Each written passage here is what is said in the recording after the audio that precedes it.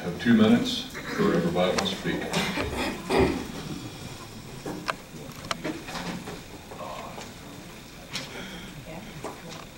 Please state your name and address.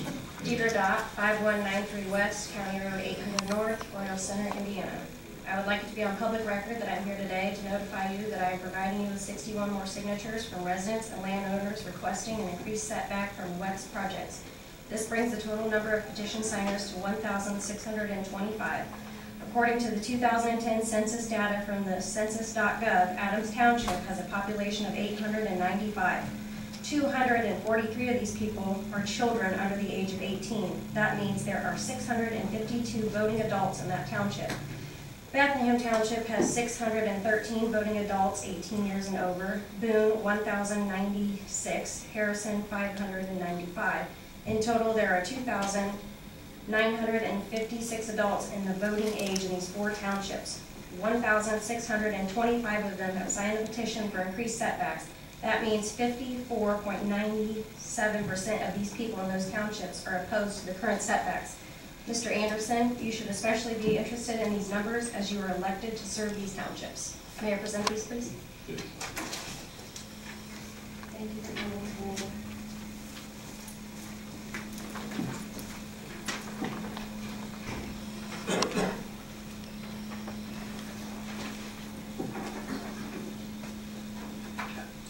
My name is Ken Smith, 388 North, 1000 West, Logansport.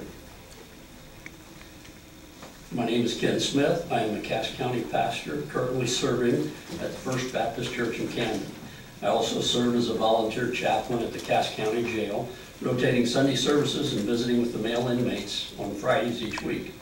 I was born in Logansport and have lived in Cass County all my 66 years, except for 3 years at college and 5 years out of county pastoring.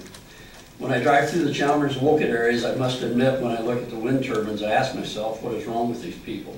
Why would farmers want those things in their fields? I can only conclude that wind turbines are there because the landowners are making money. I wonder, with all the subsidies that the government gives today, that if not already in place, the landowners will be subsidized for their loss of tillable acreage on top of whatever revenues come from the turbine factories. Then I must ask myself, why would county commissioners want them in their county? Unfortunately, I am left with only one reason: money. If the Cass County is that short of supply of money, that it is willing to risk the health, welfare, and safety of rural residents, be it known that I am giving you permission to raise my taxes to live in Cass County, and scrap the idea of the wind turbines that will only increase revenue to certain landowners if they're fortunate enough to get it. As for me and my 5 acres, I will be content to sit and watch the eagles, hawks, and a recent pair of osprey that sit in our trees and deer that sleep in our front yard.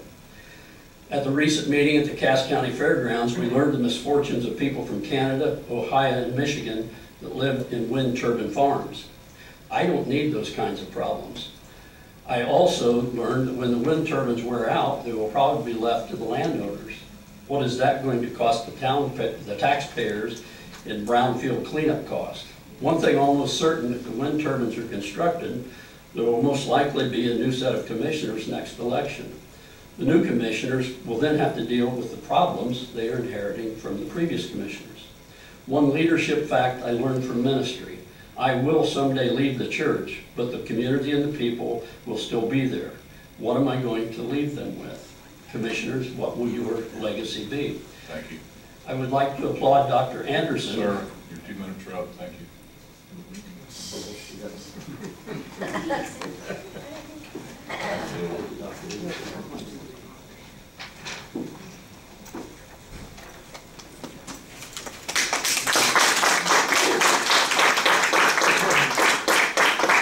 Good morning.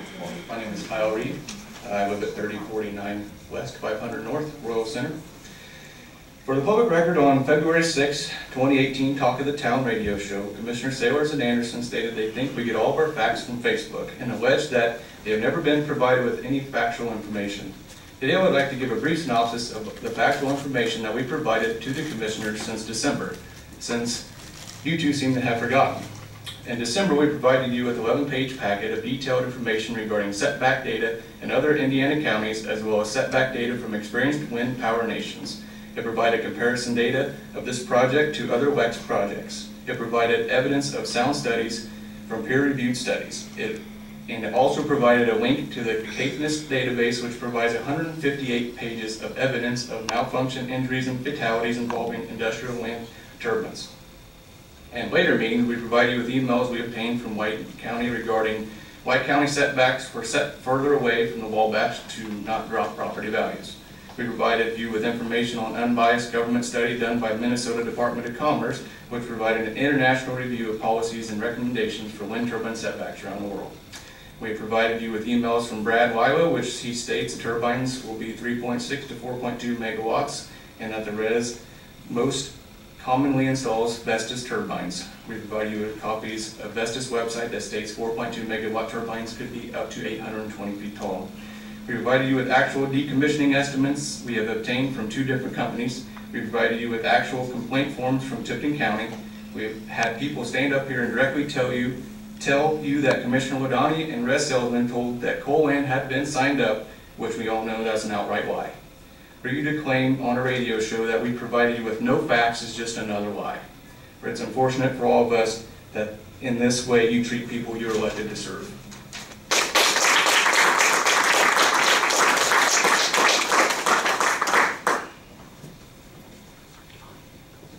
Joyce and Richard Pazel, 3296 North, County Road 400 East, Logansport. I have some information for you from Fayette County in southern Indiana. There was a gentleman from Fayette County at the meeting that we attended on Saturday night explaining to us some information that is very comparable to some of our own concerns. Milt Cole wrote a public forum about the aquifers. I mentioned something about the aquifers the last time that I was here. Several other men have done so. Would you please turn to page 2 of this information and look at the bottom paragraph. Fayette County had an assisting group, much like ours, that's already had talked, this is almost a year exactly, in 2017, to the Army Corps of Engineers, the Environmental Protection Agency, the Indiana Department of Natural Resources, and the IDEM. Please turn to page 3. All of these representatives, Fate and Federal, we've talked to so far, have indicated that they feel the greatest risk to this aquifer is contamination by diesel fuel, hydraulic fuel, and other on-site chemicals. If you go down to the 3rd paragraph, but there are no studies that have talked about the aquifers. There was nothing done. No placement of a commercial wind farm over a shallow water aquifer, possible wetland disturbance during a construction phase. There were no water quality issues that were even discussed. If this aquifer would happen to be contaminated somehow, it would be, as they say here, devastating to the Posey and Fairview Township area. People wouldn't be able to use their wells, farmers couldn't water their livestock, it could take weeks, months, maybe even years for an aquifer to become drinkable again. No one knows exactly what would happen. It could be a very serious problem for a lot of people. Next page, please, page 4. 2nd paragraph. They gave their commissioners statistics regarding the wind turbines, such as weight. Those that Russ are talking about could weigh between 267 and 334 tons, and lubrication, which could be used in the construction, and how far down digging would go, between 6 and 50 feet deep. And they also wanted to talk about the depth of several water wells in the affected area, of which most of us would be we would be a part of. Our particular well at our house is 92 feet deep. It goes on to say that the group urged those in the community who live in the area of this proposed wind project have their well water tested before construction of the wind turbines commence to establish a baseline for water quality in case the aquifer were to be contaminated. Last page, page 5, 2nd paragraph.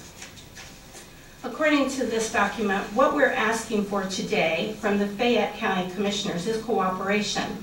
We pray it never happens, but if this happens, in our case it would be the Tez River aquifer, and it is somehow contaminated or damaged by the possible future construction of a commercial wind farm, who is going to assume responsibility? Who reimburses the homeowners and the farmers and the residents affected by the contamination of, in our case, it would be the Tez River aquifer? We feel that this is an issue that needs to be addressed immediately. I, too, and I think I probably would have the support of everybody here, would request this information. We have no idea if this has been done by you three gentlemen. We have no idea if you're concerned about the quality of the water that serves northern Cass County. Do you know who would accept liability should there be a problem? Thank you. Do Thank you Thank know? you. Thank I you. just want to say one No, more you're thing. done. That's it. Keep going, Joyce. You've been well past 2 minutes, just like we said in the beginning. It Thank you. is Keep true, going. But I would like must to be in know a if hurry you to guys get are to the being coffee shop. manipulated. You will not answer us. He's had 11 years experience. He already knows all the answers. Hey, He's had 11 years whenever we get experience. Contract signed, we're glad to talk to you. Yeah, Sure. got 11 years experience. Talk about You can't handle it. You're correct. You cannot handle it. Tell us. Nobody's crooked. What about those speeding tickets from the 80s, Jim? What's speeding ticket? Oh, yeah. Lying to Randy Head About what? about the setback. You told him it was 1,500 feet.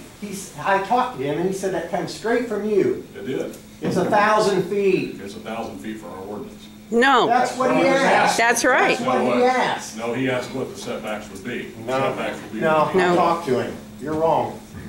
But yet Rez said that 1,500 feet would end the project in Fulton County. I don't think you adjourned the meeting right, Joe. Nobody motioned. Second, you disagree. Nope. You just adjourned it. This is not a democratic form of talking to this group of your constituents. There's no point in arguing about it. That's what Then you want give to do. us No the matter what facts. we say, you want to argue about it. You don't want to hear the facts. You can't handle the facts. You only want to know one side and you are being spoon-fed. safely. We want to know. We are making facts here that may or may not be false, and we have no way of knowing. Why doesn't Brad Leela come in and talk to Every us? piece of information I have came from people other than those people who I should have expected this information to come from. This is not right. Should we not respect you and expect that a very important matter like this be conducted respectfully? From the moment this idea was conceived, it has not been shared with us. As your constituents, do we not have that right? We're concerned. It's not that we're trying to be difficult. If your water, where you live, we're faced with a situation that you know nothing about, and frankly, I'm taking nothing from you. None of us is an expert in hydrogeology. None of us is an expert on the formulas that will be used to figure out whether or not our water is going to be contaminated by a greedy, manipulative mega company. But if your water, Jim, were in jeopardy, have you thought of what the living conditions would be for farmers, crop farmers, animal farmers? How would you take a shower? How do you wash your clothes? How do you take care of your health by having clean water if it's going to be destroyed by a mega company that could care 2 hoots for us? With a tiny little county, with a huge company, and they pay off people in other counties with wonderful gifts that look like they care about us. Do you think they care about us? No. When you pay your cell phone bill, do you think U.S. Cellular says, oh my gosh, I'm so thrilled that Jim Sailors is one of my people? They don't care, Jim, and we feel like you don't care because you've not taken the time. You could have a representative from one of us. You could have somebody that you trust and there's got to be somebody here that you slightly respect. If you don't want to talk to us as a group because, as you say, we get too emotional, is there somebody, 1 or 2 people, that you could talk to and say, here's what we've got planned. Maybe these turbines would be the best thing since sliced bread. We don't know that. You won't let us know that. Can you help alleviate our fears? The things that you don't tell us make it worse for us because we imagine the very, very worst of you. We don't want to put the people that we trusted in this office on a pedestal that is nothing but distrust. We need you, and I think you need us. But right now, you've got us all scared to death that our way of life is going to be changed because of one company that's out for nothing but money, and you know that's true. And you also know that this company will sell out as soon as they've got the land purchased and all of these leases taken care of. All we ask out of you is what any American wants, and I don't think that's too much. Thank you. Excellent.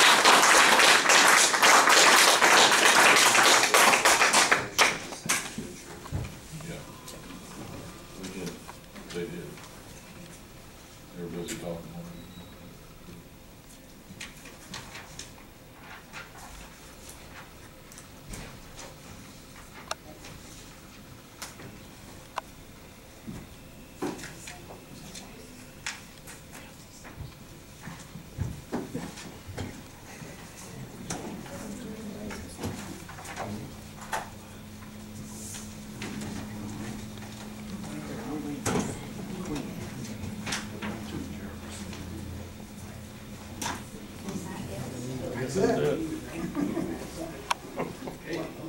You're good. Yes, excellent.